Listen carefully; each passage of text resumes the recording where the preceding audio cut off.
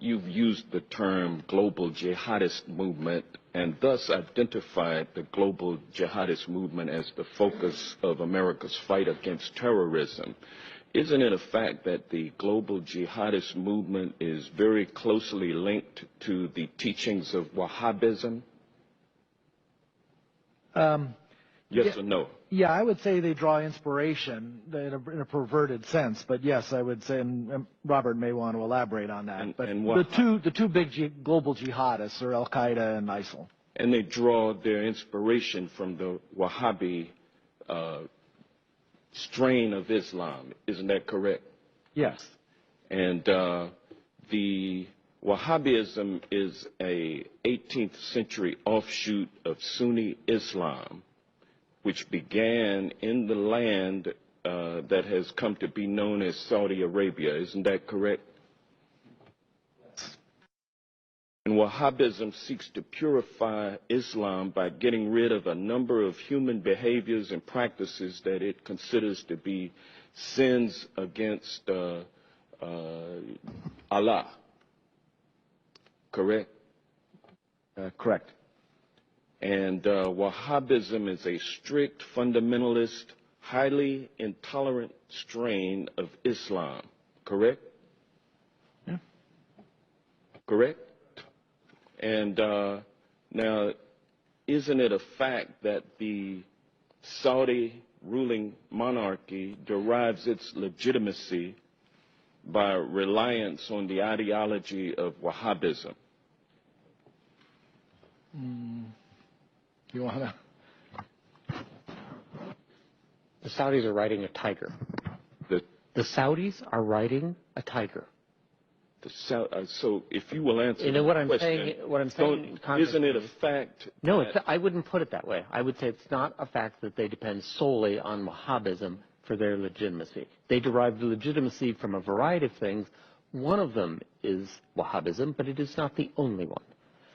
Well, is it fair to say that Wahhabism is the state-sponsored religion of Saudi Arabia?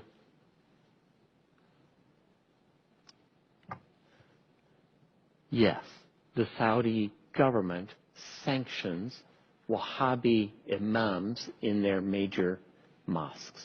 Well, as a matter of fact, the Saudi monarchy promotes Wahhabism through official state-sponsored mosques and through religious schools known as madrasas all over the world. Isn't that correct? Yes. And isn't it true that the Saudi government, Wahhabism throughout the world, based on its oil and gas revenue? Absolutely, the government's revenues, directly or indirectly, help the proselytizing that you mentioned. And the Wahhabism ideology lines up with the ideology of ISIL. Isn't that correct? I would say no. For example, the Wahhabis in Saudi Arabia, the official ones, do not kill Shia. They persecute them. They do not have equal rights. They do not have equal rights, but they don't kill them.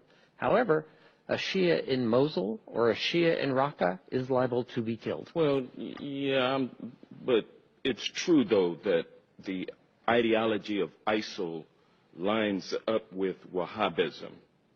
I would say it's a starting point, and then the Islamic State has taken it several steps farther. Yes. And is it fair to say that Saudi support for the teachings of Wahhabism create fertile ground for ISIL recruitment efforts? I think Saudi promotion of Wahhabism is absolutely a problem in terms of Islamic State recruitment. And so we will be unable to defeat the global jihadist movement, which is based on largely Wahhabism, which is a state-sponsored religion of Saudi Arabia, without somehow enlisting the support of the Saudi royal family in withdrawing its financial support for Wahhabism. Is that a fair assessment? So in the discussion we had earlier about dealing with radicalization in the first place, this is what you're talking about, right? I think Saudi Arabia is a center of where that needs to take place. So there needs to be a discussion with the Saudis about their support for Wahhabism and how it should be treated and how they should think about it. So absolutely right. What was the latest amount of arms that we sold to Saudi Arabia? The latest shipment, I think it was what, $100 million worth of arms? Well, there's support for the campaign in Yemen, but the arms sales that occur periodically are in the billions of dollars. Thank you.